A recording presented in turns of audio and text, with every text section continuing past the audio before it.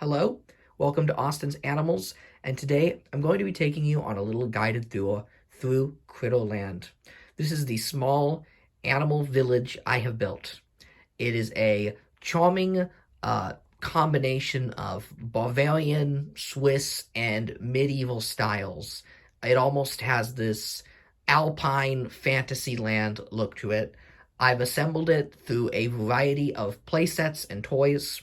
It started with just collecting the Calico critters and Sylvanian families. Though something I noticed with that brand is that I really liked any of the small, kind of quaint cottages and older buildings than some of the more modern stuff.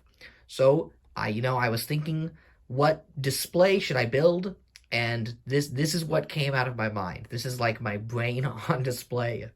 So starting here, we have a Playmobil castle turret. I've always wanted a Playmobil castle, but they can be quite pricey on the aftermarket. So I just bought this one turret. And what I kind of like is it fits the town, and yet at the same time, it doesn't make the town like instantly knights and dragons. It kind of gives it more of a little bit more suburban village theme. So I actually really like how I just went with the one turret. And I'll talk about the castle when we get there, but I actually ended up finding the perfect castle that is better than any Playmobil castle.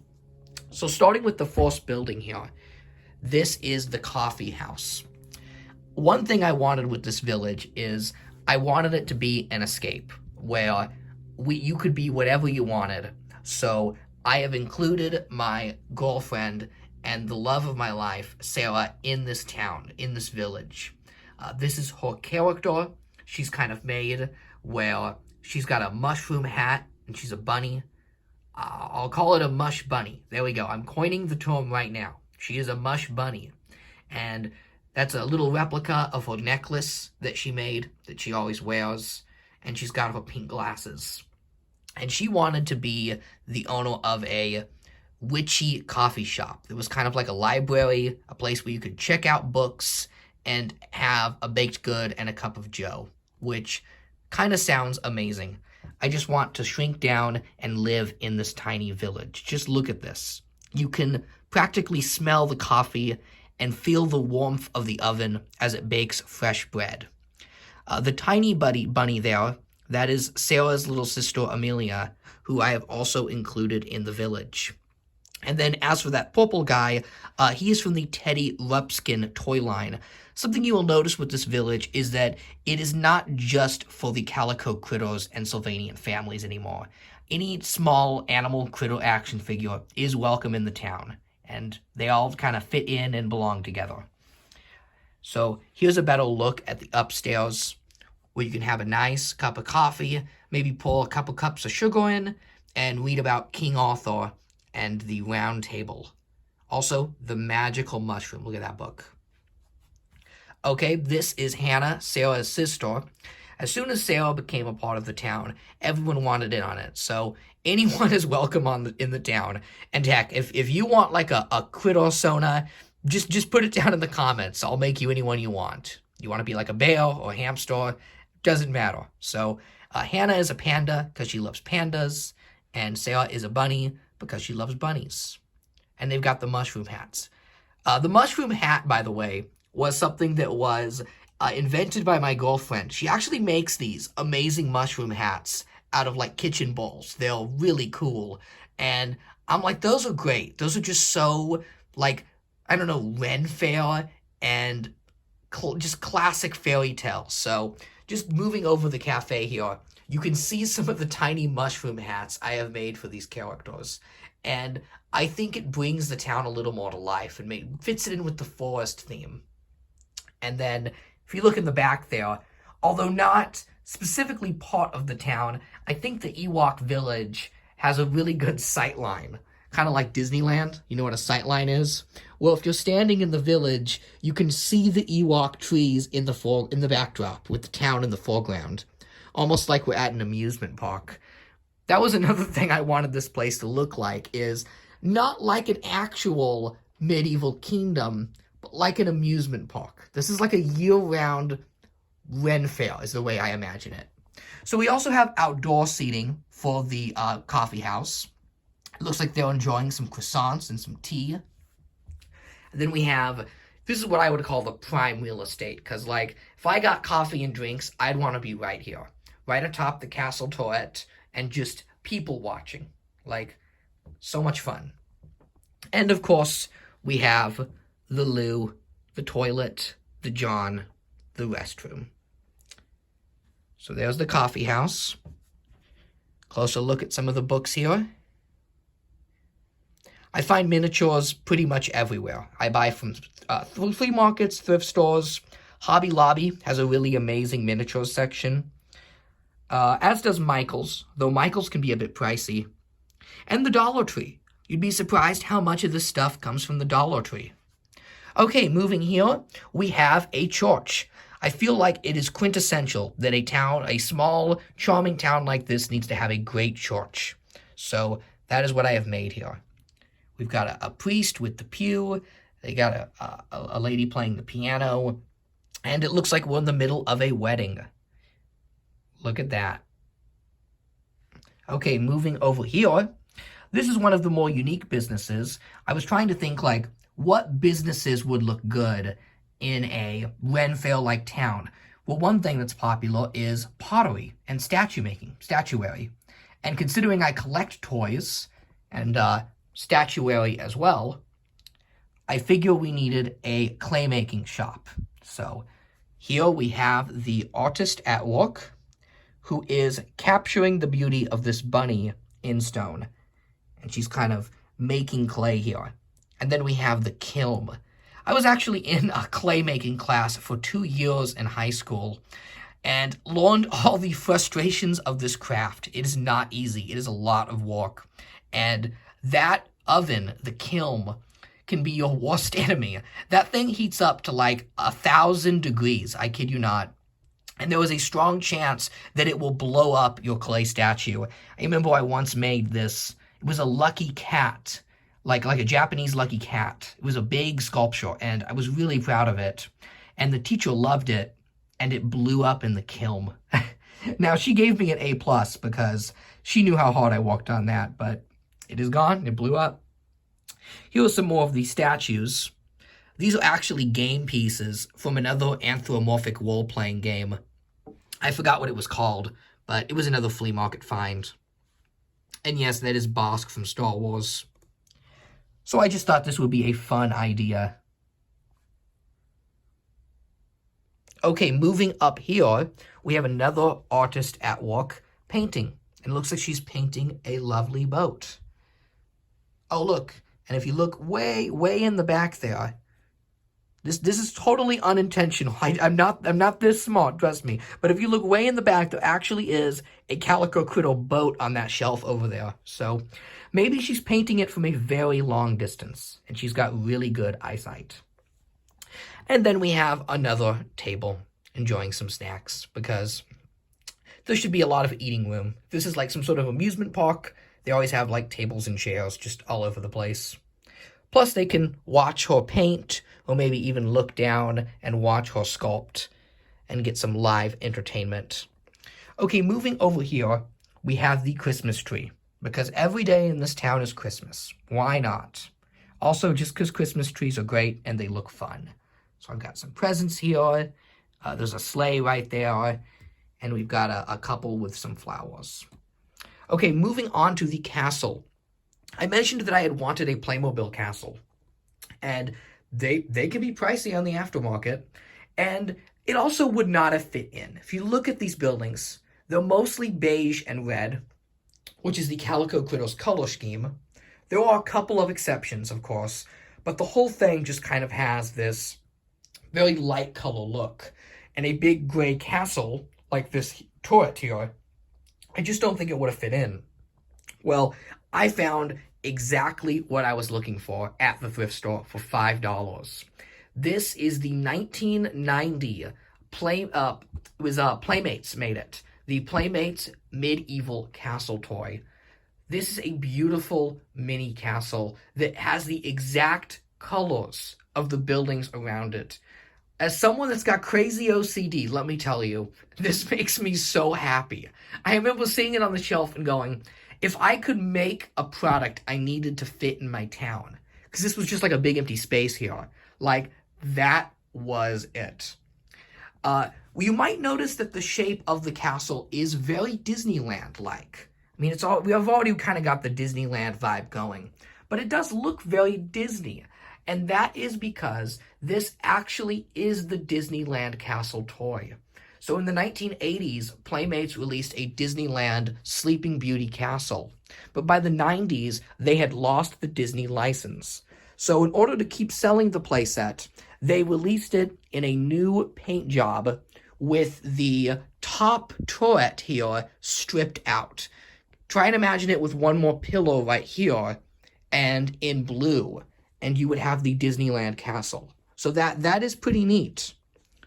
You can definitely see the Disney-isms in its design. The way the turrets are rounded, the way it gets smaller, the higher it goes up. It without a doubt is the Disneyland castle. And it's also in scale with the Calico critters. Unfortunately, it doesn't have much room for an interior. You're pretty light on space there.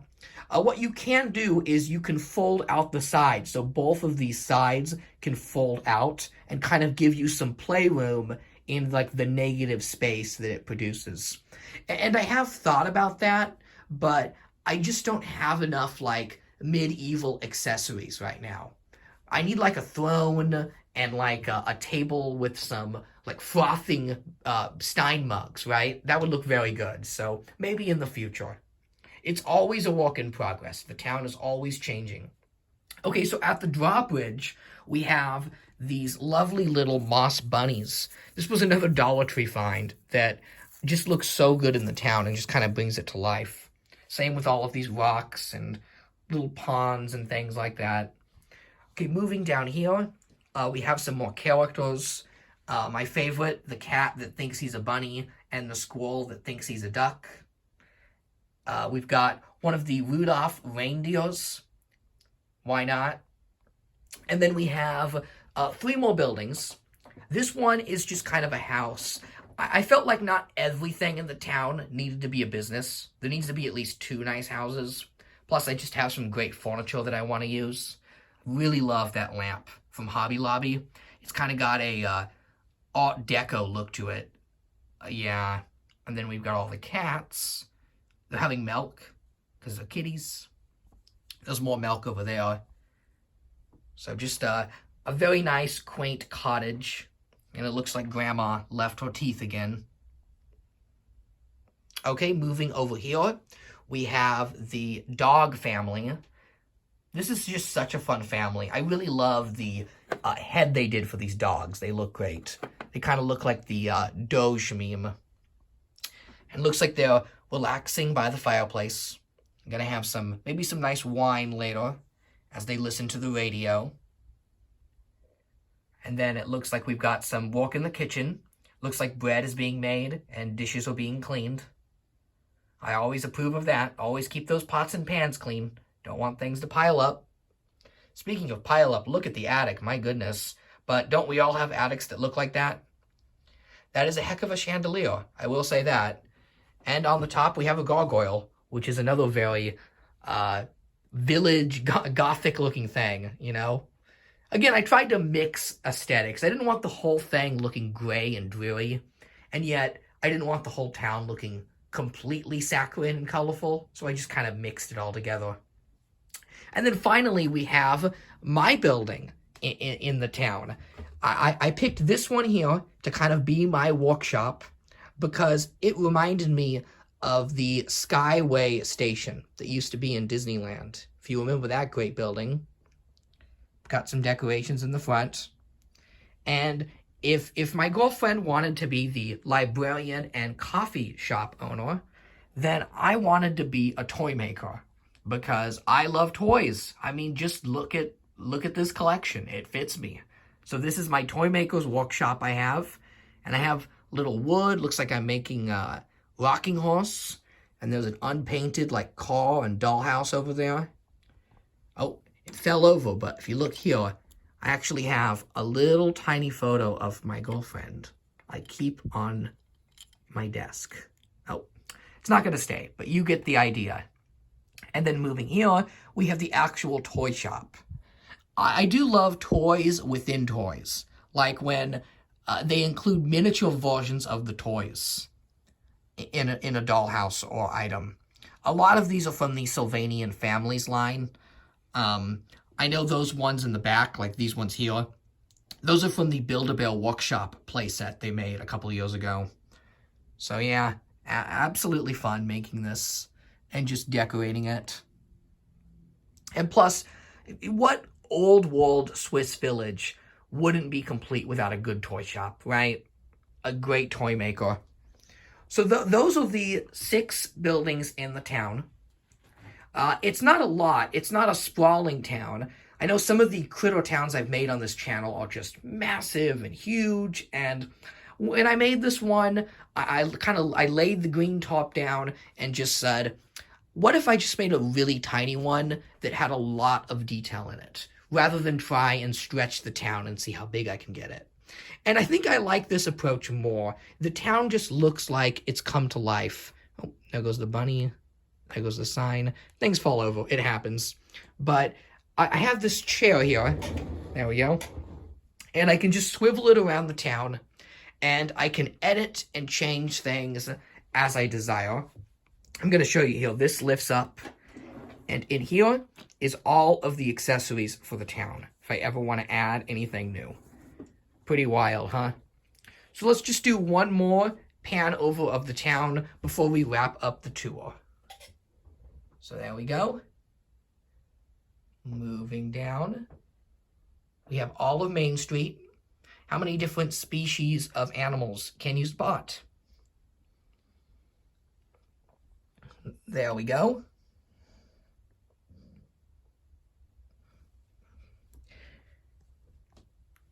And here is the coffee shop, bakery, and book library.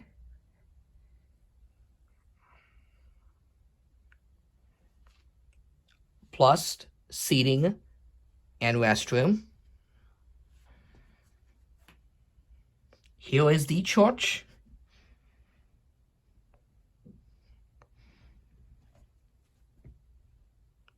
Here is the pottery and statue maker.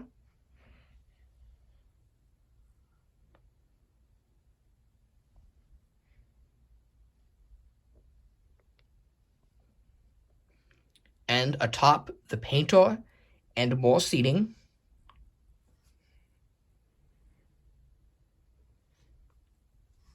Here is the Christmas tree, because it is always Christmas. Here is the royal castle with our Queen Corgi.